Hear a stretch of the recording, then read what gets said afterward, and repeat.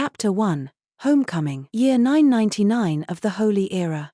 Late fall, at the village of the spirit folk, just before the sun was to set, in a room at the residence of the werfox Ursula, who was one of the 3 head elders of the village, Latifa finished writing her diary and put her quill down with a satisfied nod. This is good enough for the first day, I think. She picked up the journal she had just written in and stared at it intently. This really is too embarrassing to show anyone else.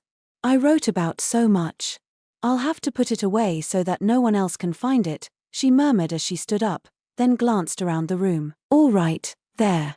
After fitting her diary into the corner of the bookshelf, she beamed with an innocent smile. Meanwhile, at the same time, Rio was flying through the skies above the great forest, where the spirit folk lived. Many layers of wide-range sorcery force fields stretched around the village, but the most powerful barrier among them was composed of anti-detection sorcery that could only be infiltrated with a certain level of spirit arts training. The anti-detection effect was considerably weaker against intruders approaching from the air, but the villagers were informed from the moment they entered the barrier's range. Even Rio, who was flying closer through the sky, would probably be detected soon. At last, Rio thought sentimentally as he looked upon the giant tree of Dryas, towering near the village. Roughly 2 weeks had passed since Rio had departed from the Yagumo region. Even though he could fly with spirit arts, it had been a long journey. As Rio immersed himself deep in thought, a tingling sensation ran through his entire body. He had entered the barrier, meaning the village would undoubtedly be able to sense his presence as an outsider.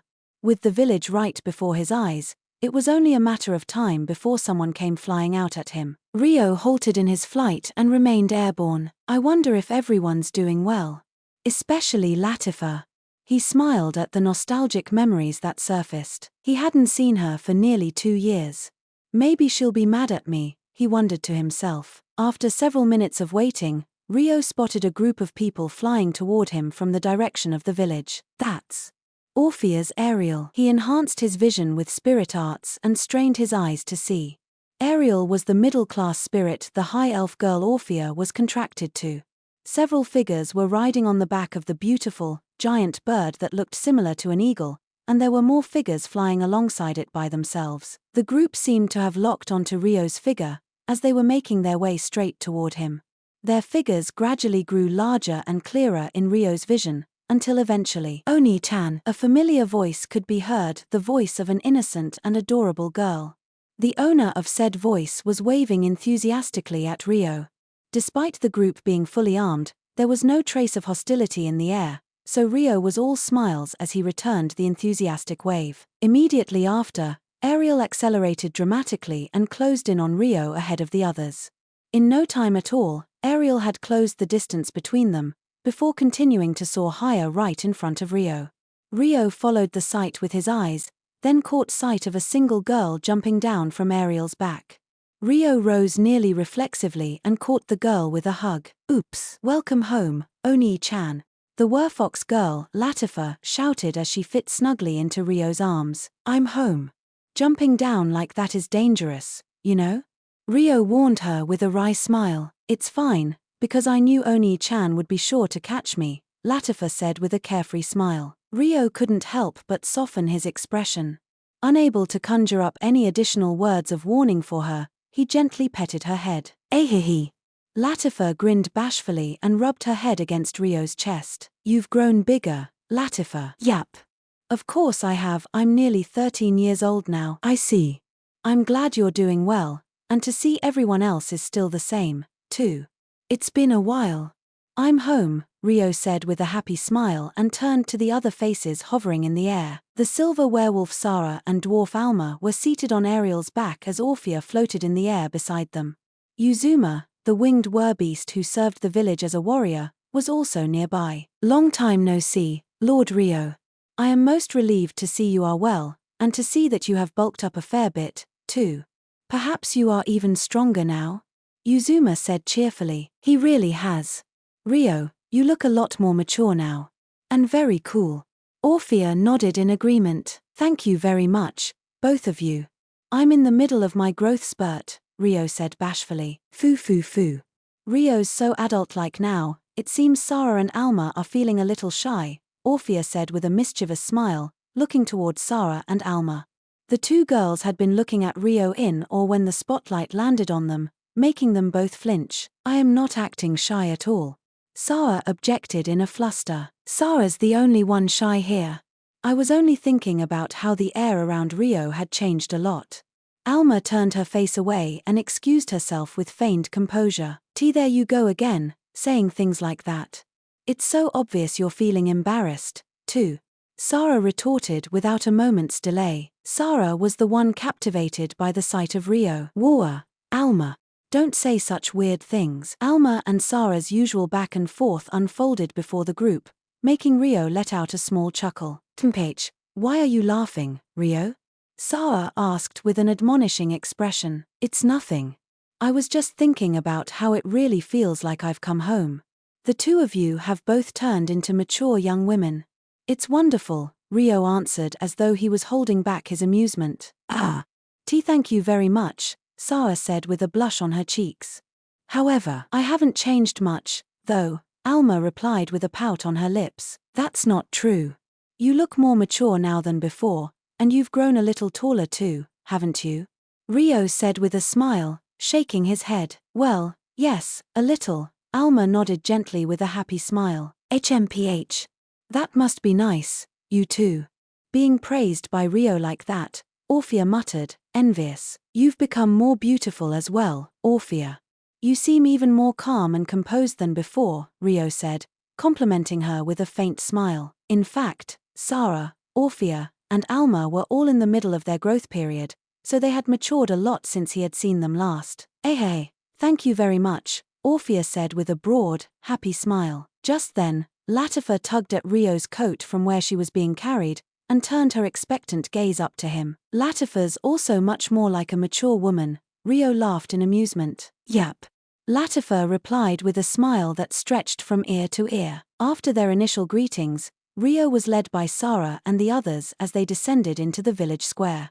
A large number of village children, who were playing there, noticed the group sink down from the skies. Welcome home, Rio. Sara's little sister, the silver werewolf Vera, came bounding over energetically. Hi, Vera, I'm home. I see you're as lively as ever. That's right. And I see you're close to Latifa, as always. Good for you, Latifa. You got to meet up with your beloved brother again, Vera said, looking at Latifa being carried bridal style in Rio's arms. Yep. Thank you, Vera. Latifa thanked her as she clung to Rio. She had been sticking right by his side since earlier. Please allow me to give Rio a hug later. I wanted to see him again, too, Vera pleaded and waved her tail around happily. Sure, we can hug Oni-chan together. Latifa nodded readily. Thank you for always being friends with Latifa. You've grown bigger, too, Arslan. Rio said with a smile, turning to the Whirlion boy Arslan who had followed after Vera and stood motionless to the side. Alright. Long time no see, Rio, Arslan replied somewhat shyly. He gave a small shrug of his shoulders. Rio's the one who's gotten bigger and bulkier. You look a lot more adult-like than before. Vera's beautiful, silver hair fluttered in the wind as she looked up at Rio in amazement. Thank you. Sara and the others said the same. Rio chuckled and looked toward Sara. Her eyes met Rio's eyes, and she looked away in embarrassment. Foo. It seems my sister is too shy to look at a grown-up Rio, Vera said with a complacent smile. I am just nervous. As Sara refuted Vera in a fluster, Rio averted his gaze with a strained smile. Sara glanced at his profile. Ooh. It's all because Alma said those things. He'd definitely find me strange for panicking like this, Sara thought to herself. Indeed, she was nervous. Rio looked a lot more mature than before. He had a calm air about him when they had lived together previously, but there was still something innocent and fleeting about him back then. Now, she could feel a sharp and intimidating steadiness to him, making him seem strangely mature despite his young appearance. His body had also become sturdier, his movements were as guarded as always, and there was no doubting the fact he had become stronger. He must have grown mentally, too, so it was possible that his new disposition was seeping into the air around him. With that thought, Sara came to her own conclusion. I'll have to have Rio spar with me sometime soon. I need to show him he isn't the only one who's grown, she thought eagerly. At some point, The children in the square had gathered around Rio. Welcome back, Rio. You went outside the village, right? What was it like? Did you grow taller, Rio? Rio, souvenirs. Souvenirs. They were all speaking at once. Rio won't be able to answer anything if you guys all ask so many questions at once. Be more considerate and wait your turn.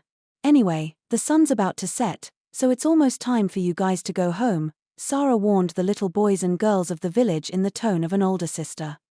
But we wanna talk more. Where are you guys going, Sarah? We wanna go with you. The children all wailed. Instead of asking the strict Sarah, the children were shrewd enough to persistently plead at the gentle Orphea and Alma, who was unexpectedly good at caring for children. Geez, we're going to see the head elders. You'll be scolded if you keep making a fuss. Orphea and Alma, you two need to stop spoiling them so much, Sarah said strongly, reprimanding them. Gare, there'll be lots of adults. Oh, let's go home.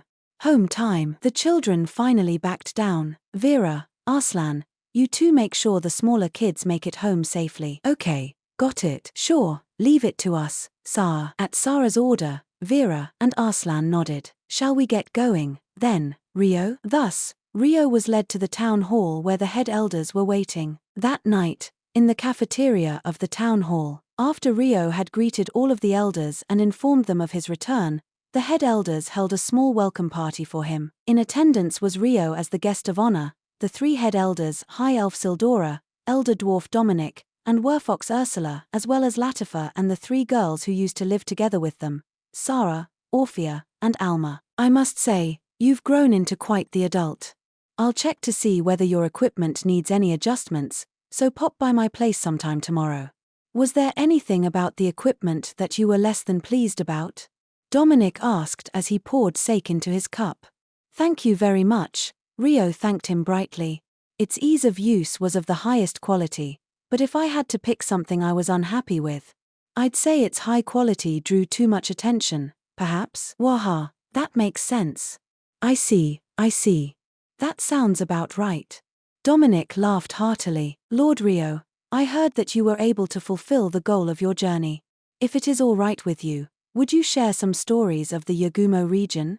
I'm sure the girls are interested in hearing about it, too, Ursula said as she looked at Sarah and the others. Sure, I wouldn't mind, Rio nodded agreeably, then started to recount his journey. He told them about how he couldn't find any clues about his parents in the first few months, how he wandered the Yagumo region endlessly, and how he walked through several hundred towns and villages until he finally met his grandmother and learned of his cousin, before beginning his life in their village. When he told them of Yuba and Ruri's existence, Latifa spoke up. So, Oni-chan had a granny and cousin, Latifa murmured from where she sat beside Rio, listening with round eyes. When I told them I had an adopted sister, they said they wanted to meet you, too.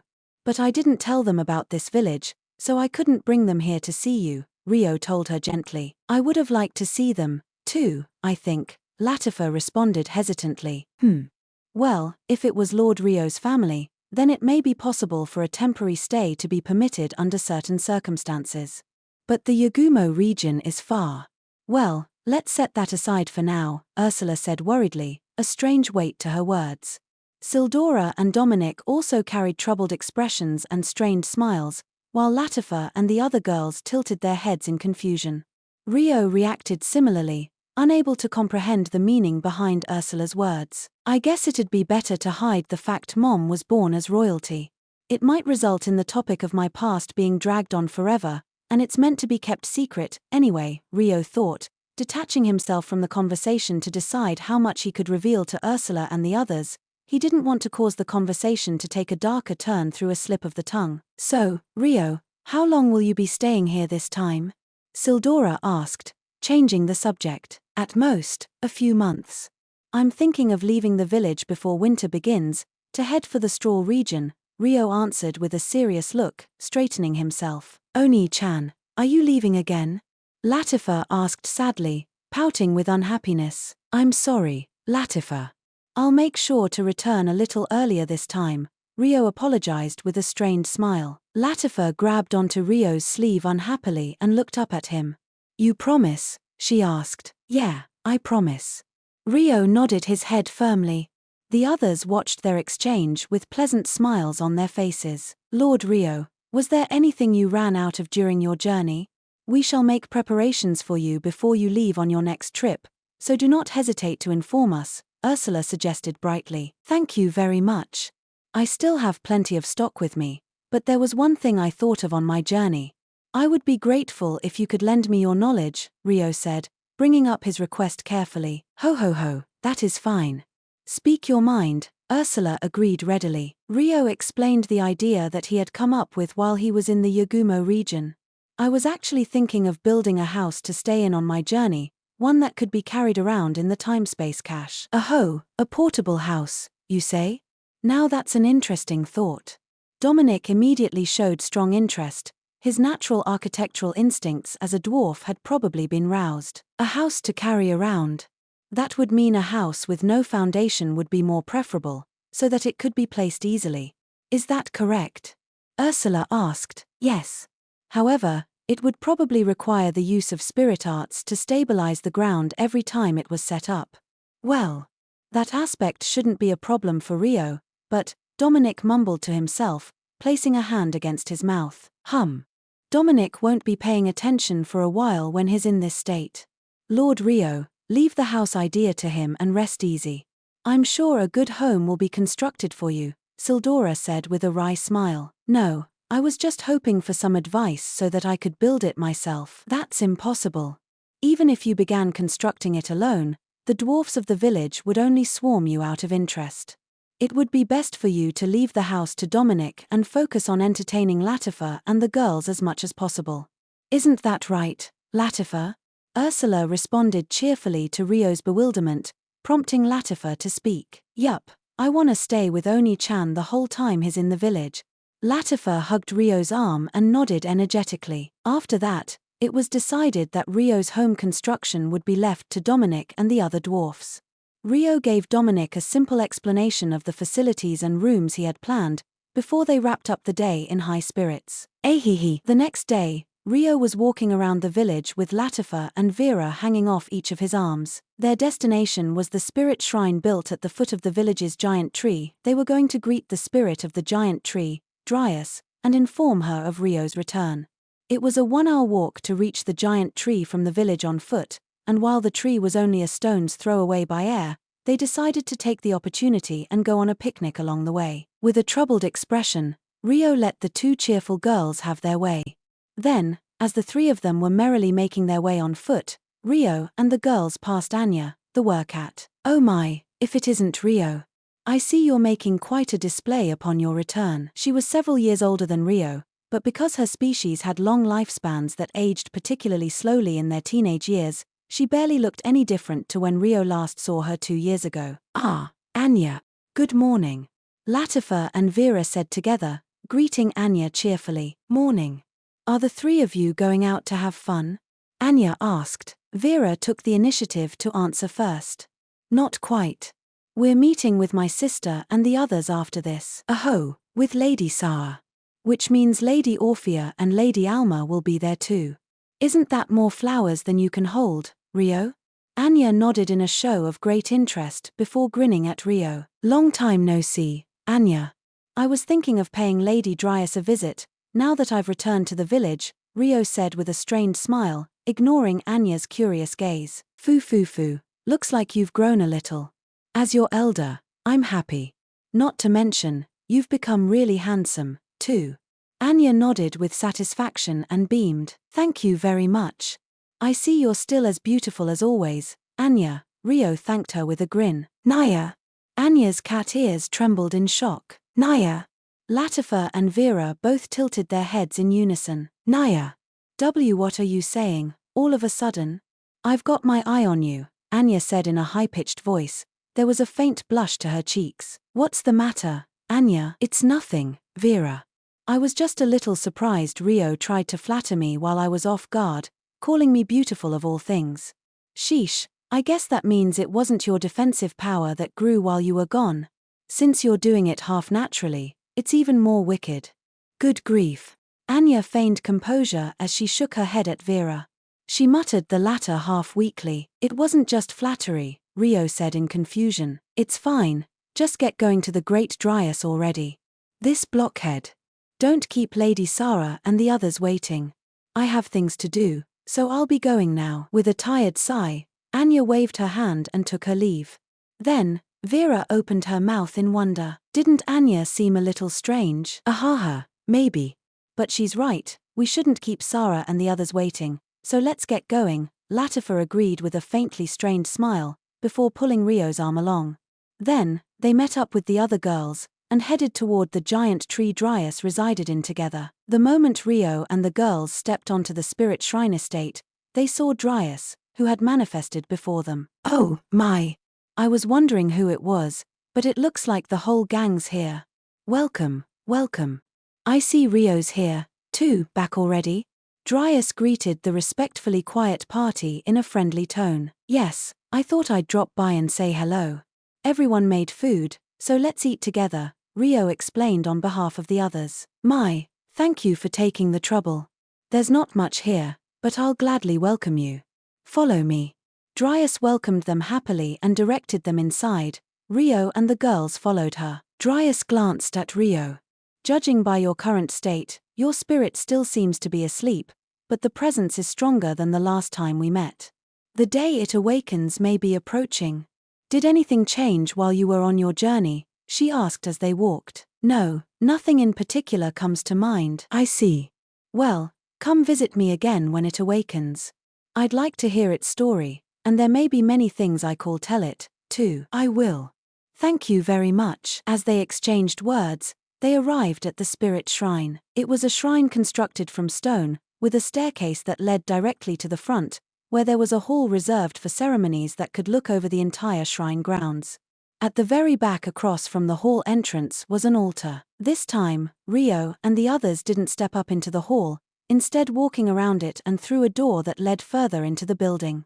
The door was located directly underneath the hall. I had no idea there was such a place under here, Rio said with widened eyes. Before him was a living space filled with various pieces of furniture. It was roughly 200 square meters in size, with several rooms toward the back. The people from the village made the interior. It doesn't get used much, normally, but it's useful when guests come over like this, or when the villagers sleep over in preparation for the Grand Spirit Festival. I see. Rio nodded in understanding. It was basically a guest room. For the record, Dryas' official dwelling was a cavern inside the giant tree, though she had never invited anyone there before. But, that aside, let us eat. Something smells great. What did you bring? I'm looking forward to it, foo, Dryas said radiantly, looking over at the small packages they were carrying. Hee. Today we have the recipes and snacks Rio learned to make in the Yagumo region. I made a few things, too, so please try a little bit of everything, Orphea said with a smile. After that, the group unwrapped all of the food packages they had carried along and prepared for their meal.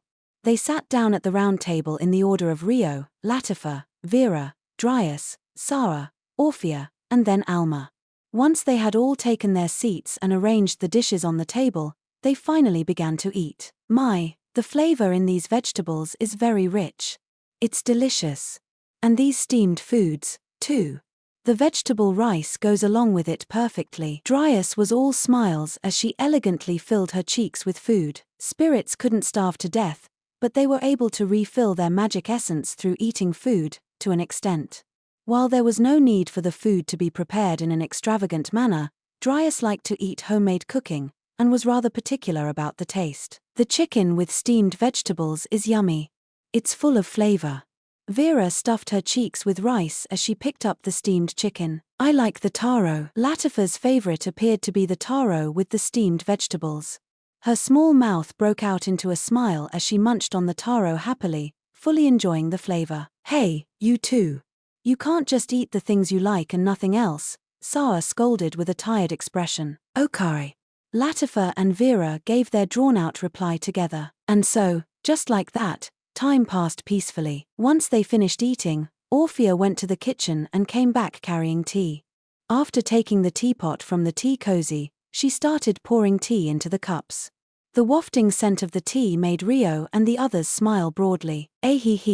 Dessert, Dessert. It's dessert time. Latifa and Vera were happily humming away as they sniffed at the variety of tea cakes that were placed on the table. Go ahead, before it cools, Orphea said brightly after she finished pouring tea for everyone. I'll do just that, then. Millimeter. It's delicious. Dryas smelled the fragrance of the tea with a pleased expression before bringing the cup to her mouth. She grinned widely with happiness when the flavor of the tea spread in her mouth. Your tea etiquette is as wonderful as always, Rio said, praising Orphea. Ahehe, thank you very much. I'd like to drink Rio's tea sometime soon. Let's have lots of tea parties again, Orphea requested, grinning bashfully. Rio nodded pleasantly. Sure, I'd love to. With an embarrassed grin, Orphea peered at Rio's face and asked once more to make sure. Yay. That's a promise, okay? Rio nodded and agreed, his smile growing all the larger. That was when Alma, who had been watching them from where she sat beside Rio, started to tug at his sleeve. Rio, what kind of snack is this bread? The dough is a little different to what I'm used to, she asked as she looked up at his face. That snack is called a monju. It's normally filled with a sweet paste made from red bean, but I tried to make them with whipped cream as well this time. Red bean and whipped cream? It looks delicious. May I try one? Of course. Alma hesitantly reached for a monju after Rio agreed. Then I'll try one, too. Me too. And me. All the girls suddenly reached for the monju at once, and in no time at all, everyone had a monju in their hands. It's so yummy. The texture's springy and the red bean goes well with the whipped cream. As they all took bites of the monju, Vera spoke up with her opinion first. The others also widened their eyes at the sweetness that spread throughout their mouth. I'm glad you found the taste to your liking. Rio's lips turned up in a happy smile. After that, they chatted noisily with each other as they enjoyed their tea and snacks. Time passed in the blink of an eye, and before long, it was time to wrap things up. Come again soon. I'll welcome gatherings like today at any time, Dryas said with a pleasant expression as she saw Rio and the others off. Yes. We'll bring lots of snacks again. Rio bowed with a gentle smile. I'm counting on you to bring more monju. Ah, and please teach Orphea and the others how to make it as well, for when you've left on your journey. It seemed like Dryas had completely fallen for the charms of the monju. Sure thing, Rio agreed cheerfully, making Sawa and the others laugh happily in anticipation. All right, take care, then. Did you make sure you didn't forget anything? Dryas asked. Yes. Rio and the others nodded in unison. Or so they thought. I forgot to invite Arslan to come along, too. Vera said. Ahaha. Come to think of it, you said you'd bring him along before you came to our house. I thought he was busy since he didn't show up, Latifa said with a strained smile. I got so excited that I forgot. I have to hurry back and apologize, Vera said with a regretful look. After that, they all visited Arslan's house and went through quite a bit to cheer him up from his grumpy mood. After that, days in the village passed by in a flash. Every day was filled with laughter. Rio participated in the tea parties hosted by Orphea, sparred with Sara, Uzuma and the other village warriors, drank with Alma and Dominic, played with Latifa, Vera, Arslan, and the other village kids, and taught the village ladies how to cook the recipes from Yagumo. Furthermore, while Rio was fully enjoying his life in the village, construction of his house was progressing smoothly under Dominic's leadership. On a day 2 weeks after he had returned to the village, Rio paid a visit to the construction site, where huge numbers of dwarfs were busily laboring away. When Dominic spotted Rio, he paused in his supervising and approached Rio with a grin. Yo, Rio. You're here. Good day, Dominic. I'm sorry for leaving everything to you. Rio bowed his head in gratitude. Don't worry about it, I was the one who wanted to build it. You're not staying in the village for long, so spend as much time with Alma and the others as you can, Dominic said, smacking Rio's arm heartily. Truly, thank you very much. Speaking of which, the house is looking far more extravagant than I imagined, Rio said with a faintly apologetic smile, looking around at the construction scene before him, where a huge rock stood that completely occupied the plot, which easily surpassed 200 square meters. Ha ha ha, I know, right? Dominic agreed with a lively laugh. I heard you were processing natural rock to make the house, but are you hollowing it out? Yeah, with spirit arts. It's pretty big, we've extended part of it with space spirit arts, and we'll make a second floor, too, so there'll be lots of rooms. Ryo's smile twitched at the unexpectedly large scale. Ahaha. That's too much for one person to live alone. Well, you'll have a household yourself one day, so I figured I'd make it big enough for that. Although, it wouldn't be enough if you were to take several wives and have children like me, Dominic said while nodding. The spirit folk village allowed one husband to take many wives, or even the opposite. Dominic himself had 4 wives. Because of that experience, Dominic would recommend polygamy to Ryo at every possible chance. No, well, you never know what the future holds, or something, ahaha.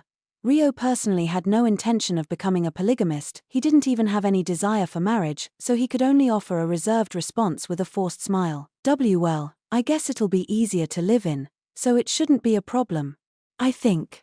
While the size is a little unexpected, it seems like it's being built exactly as I requested, so I guess they can do what they want, Ryo thought in resignation. The conditions Ryo had requested beforehand were for it to blend smoothly with the environment when camping, and that the house was sturdy enough to prevent outside intruders from breaking in. By making the house from a boulder, both of those requests were fulfilled perfectly. With this, he would be able to set a base for his activities outside of the cities when he moved through Straw. And so, the two of them continued talking, until, "Hey, Head Elder Dominic, do you have a moment?"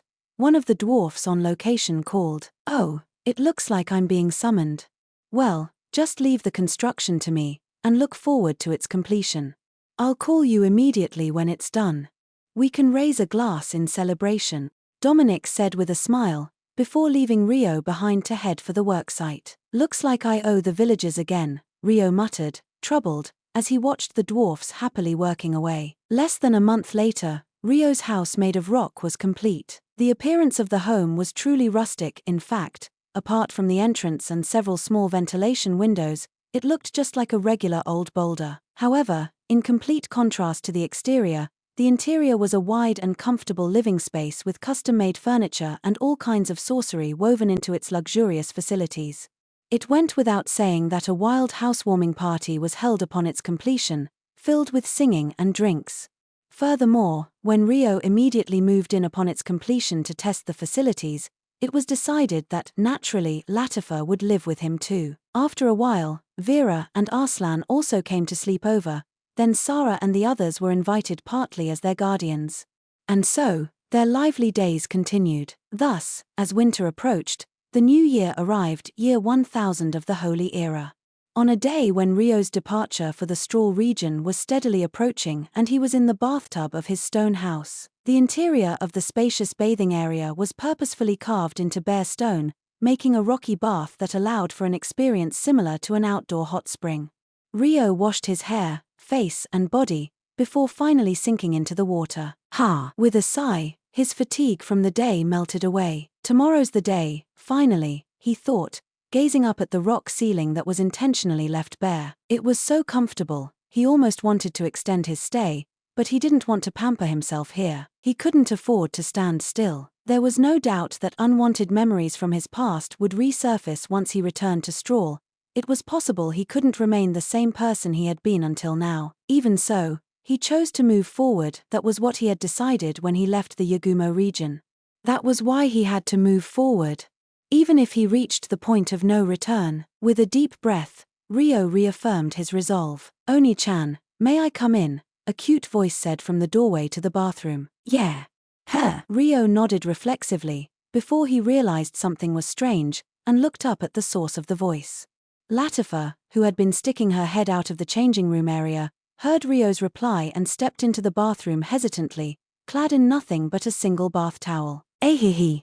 Latifa grinned shyly, unable to close his open mouth. Ryo simply stared at her in shock. Her pale orange hair was tied back to reveal her nape, the towel emphasizing her small and modest chest. Her waist and hips were slender, yet well-balanced, and her legs were lean and white. Despite being only 13, Latifa was already starting to show her womanly charms. "Oni-chan, it's embarrassing when you stare at me like that," Latifa said, fidgeting. With that, Ryo snapped back to his senses. Sorry. Wait, why are you here?" Ryo asked while averting his gaze from Latifa's body in a panic. I wanted to wash Oni-chan's back. May I?"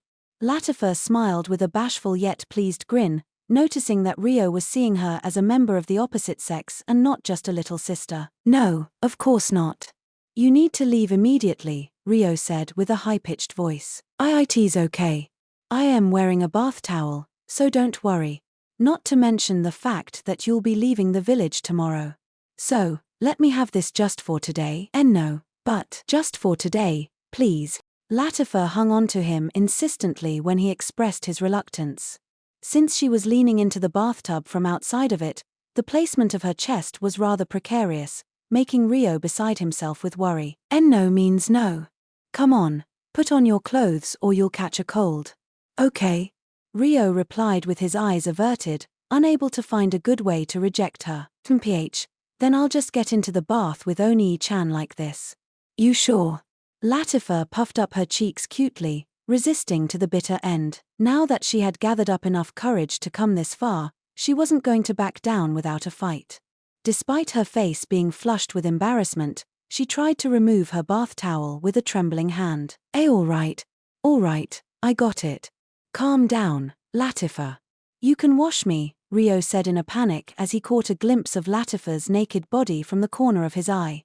Latifa's expression lit up. She was beaming. Oh really? Yeah, just for today, Rio gave in, nodding. Yep. Okay, come over here, Latifa said, immediately hurrying toward the washing area. All right, I'm getting out now. Okay. Rio checked that Latifa had looked away, before standing up from the bathtub and swiftly wrapping a towel around his waist. He then walked over to her and sat down on the bath stool in front of her. Ahihi. Latifa's cheeks warmed happily. It's just a back wash. Rio smiled in amusement. Okay, I'm gonna wash you now. Let me know if I miss any spots. Yeah, sure. Latifa rubbed the soap against a towel to lather it, then began to awkwardly wash Rio's back. She seemed to be feeling nervous now that she was in the middle of doing it, moving timidly despite her earlier courage. Silently, she rubbed away with her hands, gradually falling into a calm state of mind. Meanwhile, Rio was still feeling confused, but had regained most of his composure. He couldn't find the words to start a conversation, but he smiled happily at the feeling of Latifa's hands as she was doing her best. Latifa, that's enough. Thank you, Rio thanked her after a while, his voice soft. Oh okay. I'll pour the water, then, splash. Latifa touched the round stone artifact that supplied hot water and filled a tub with water to pour over Rio's back. After repeating that a few times, Oni-chan's back is really big after all, she murmured quietly. Really? Yeah. I wonder if it'll be bigger the next time we meet. Who knows?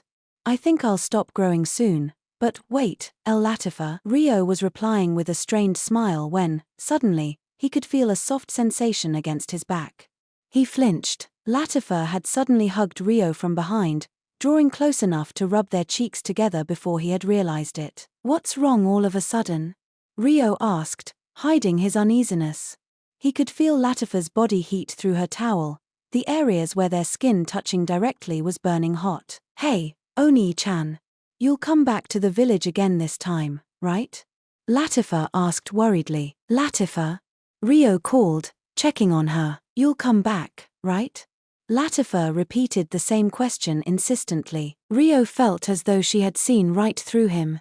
He guiltily averted his eyes, bit down on his lip and closed his eyes, then searched inside himself. If you're waiting for me, I'll return, he answered slowly. No, you have to come back, Latifa demanded as she pouted with a sulk. I see. I'll have to come back, then. Rio forced down the shameful feelings that he had, and spoke with an apologetic, strained smile. Latifa's expression brightened a little. Yep. Make sure you come back earlier this time. Please. Yeah. I promised, after all. I'll come back when I can find the time, Rio nodded with a smile. He felt guilty because of his own reluctance. He wondered if it was really okay for him to have a place to return to when he was setting off on the path of revenge. However, his desire to return to the village was his pure, honest feelings. And with that, he would return as long as Latifa wanted him to, he decided. By the way, Latifa. You'll catch a cold like that, so let's get in the bath, Rio suggested with a bitter smile to Latifa, who was still hanging on to him. Okay. That's right, Latifa distanced herself from Rio in a hurry, grinning bashfully. The next morning, Rio made his way to the village square, which was where he was to depart from. The usual faces were there to see him off, along with the village's elders. After Rio finished saying his goodbyes to Sarah and the others, the three head elders approached him last. "Lord Rio, take this with you," Ursula said, handing Rio a sparkling, jade-colored spirit stone the size of a fist. "Is this spirit stone some kind of magical artifact? Is there some kind of formula sealed in it?" Rio asked, his gaze absorbed by the spirit stone in his hand. A spirit stone could be used as a magic artifact by having a spell formula sealed within, but it would just look like a spirit stone to those who didn't have the eye to see essence. The formula within was being reflected in Rio's eyes. This is a teleport crystal, an artifact filled with sorcery that moves the user to a predetermined destination. The activation chant to use it is Transilio. I've already put the coordinates in, so you can return to the village easily with this. But it's a one-way method of travel, so you won't be able to return to your starting position, Ursula explained. The sorcery activation, however, required more than just chanting the keyword in order to prevent an accident from occurring. "An item like this. Did you recently make it just for me?" "Indeed. There used to be several of them in the village in the past, but they became unnecessary over our long history. The spirit stones had their formulas removed and were repurposed as other magic artifacts. After all, no one ever leaves the village. But, since you leave the village rather frequently, we figured it would be more convenient for you to have. But the spirit stone is such a high quality. It's sizable, too.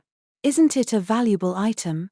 Rio questioned at Ursula's generous words. While a spirit stone could be turned into an artifact with sorcery, it also had a wide range of other uses, such as being a pure energy source for other artifacts, or for storing magic essence to use in case of emergencies.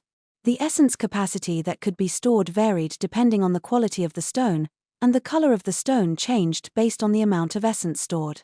Among them, stones that could turn emerald green were said to be of high quality, proof it could store a vast amount of essence. Logically, the bigger the stone, the more essence could be stored.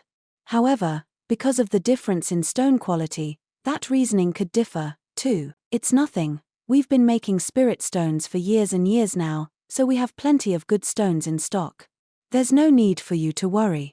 Ursula shook her head with a smile. "But even so, I've received so many items already.